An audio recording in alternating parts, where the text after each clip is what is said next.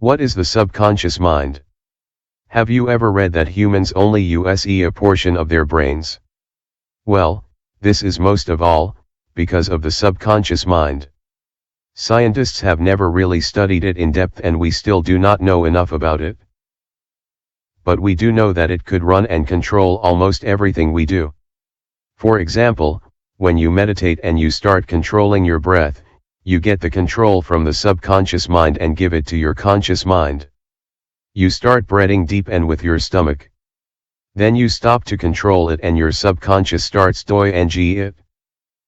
You do not have to think about it anymore. Your breathing will continue to be relaxed until another stimulus changes it, stress for example. Everything is controlled in the back of your head.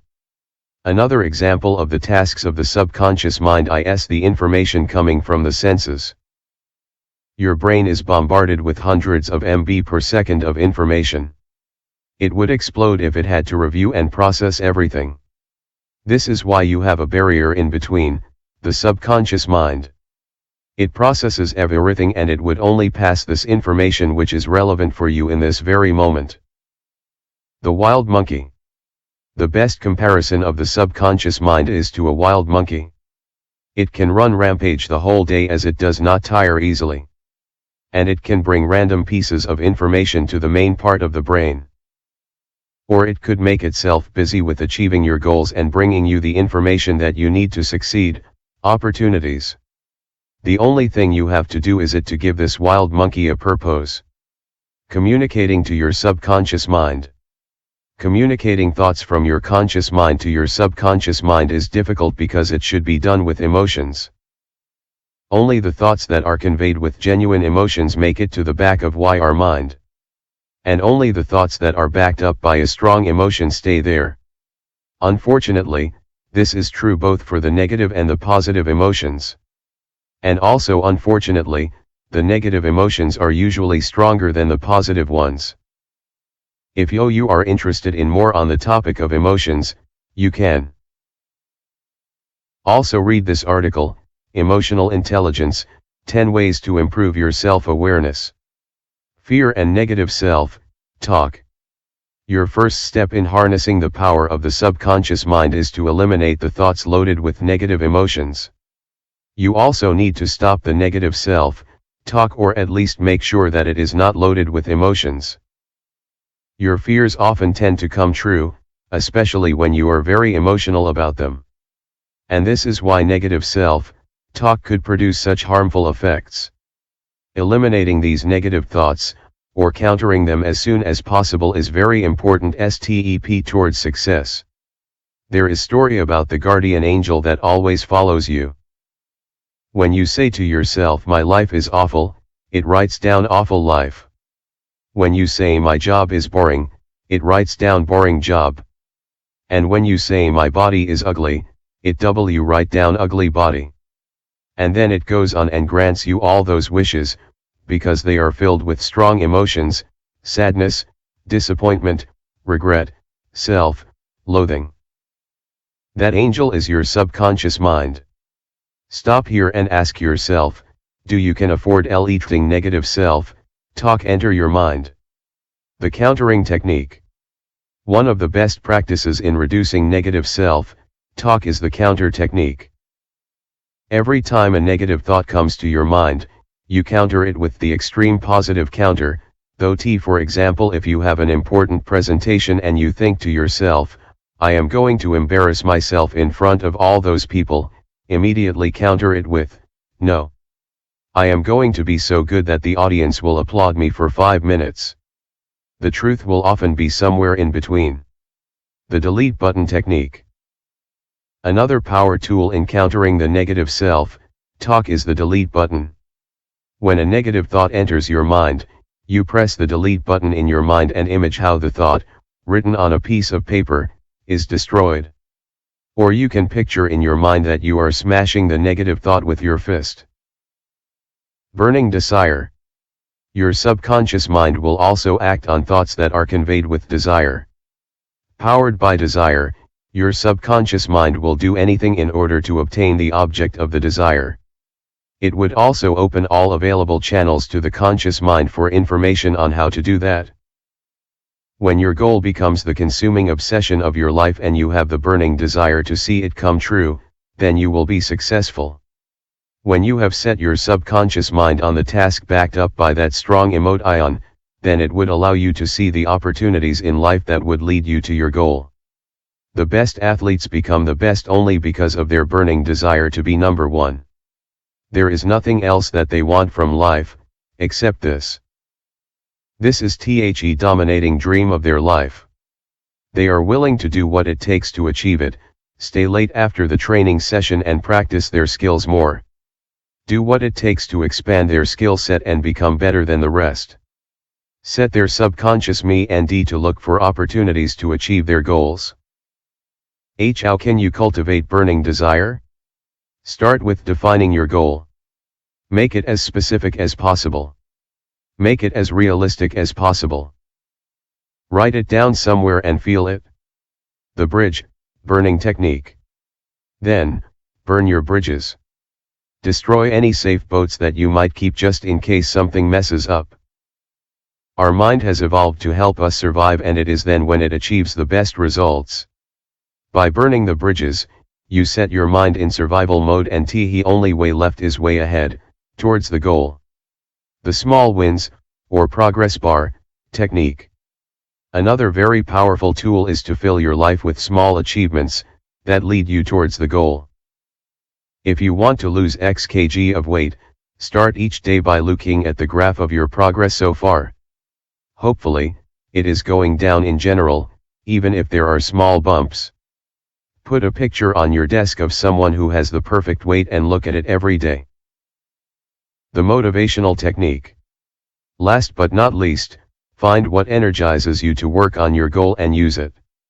It could be positive people that encourage you, or a motivational video, or even an energizing song. In any way, make sure that the burning desire to achieve your goal is part of your everyday. Behind the scenes, your subconscious mind will be bombarded with thoughts about your goal, reinforced by the burning desire to achieve it. Faith and love.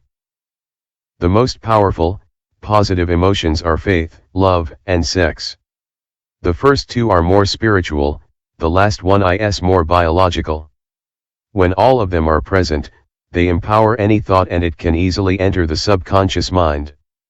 Then, it will act on the thought and will translate it into actions, opportunities, and ideas. Faith is a state of mind, which may be induced, or created, by affirmation or repeated instructions to the subconscious mind, through the principle of auto-suggestion. Faith is different than hope, because when we have faith, we are sure in the outcome. And when we hope, we are merely suggesting to yourself one possible scenario in uncertain circumstances. The visualization technique. And the next step towards achieving your goal is to visualize it. It is based on having faith in the outcome. Not hoping that the desired outcome will be true, but believing that it is already true. One of the most powerful techniques is visualizing your life when your desire is already fulfilled.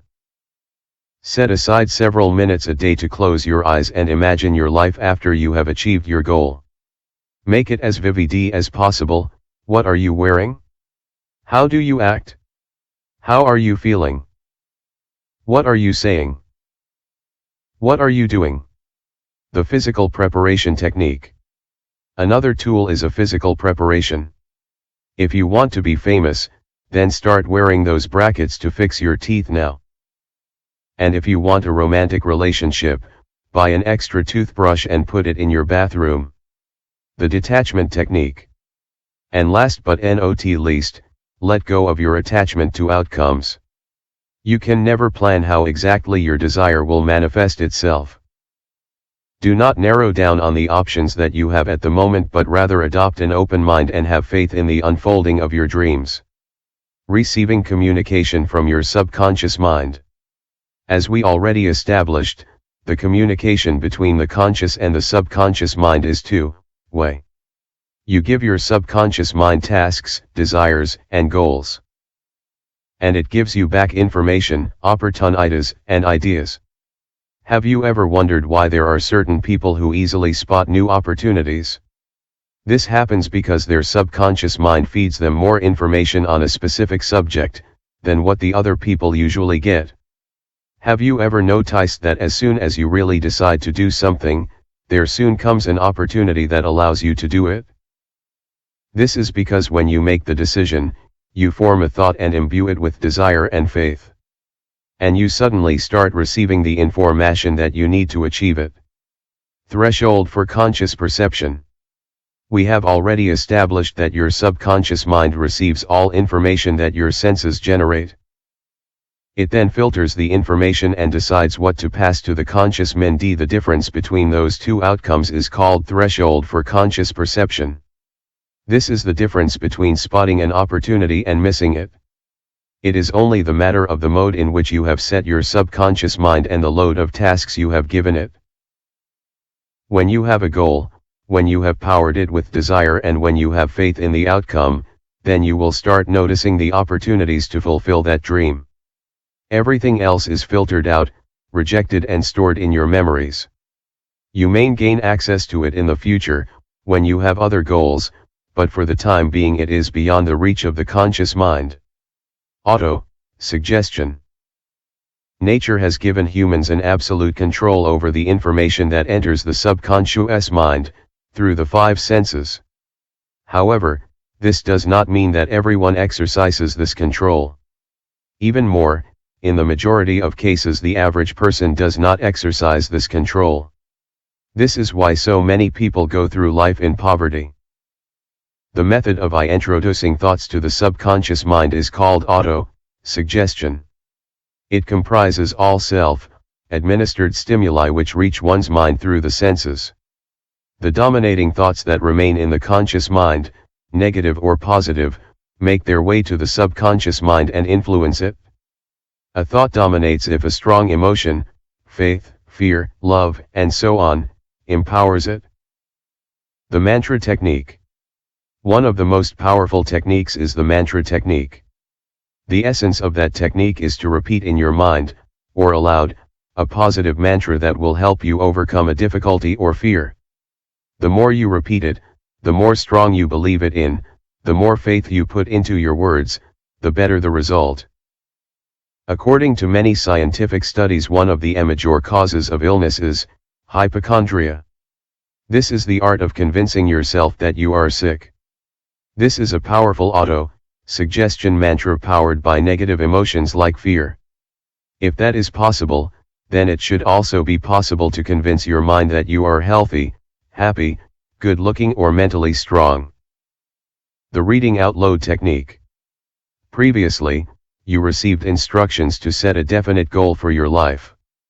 Now make sure to write down that goal and reinforce it with the desire to achieve it.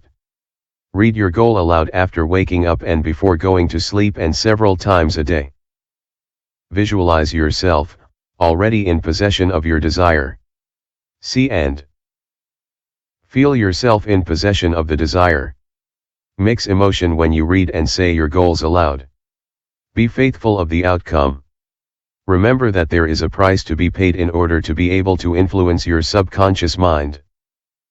That price is called persistence. You have to keep doing the steps for auto-suggestion, you have to keep repeating your goals aloud and you have to keep having faith in the outcome and the end result. The difference between those who succeed and those who fail may just be a few days. Or it could be the availability of a backup plan. Those who always say, in case I do not success, I will do this and that, will always do this and that. Because their mind would always keep thinking about the way out. This presentation is based on one of the oldest books about self-help, Think and Grow Rich by Napoleon Hill. It offers a set of simple to follow, but difficult to master rules, that anyone can apply towards becoming rich. One of these rules is auto-suggestion. I have adapted the material from the book and I have applied it to the present. And I have provided my approach in learning and applying the methods from the book.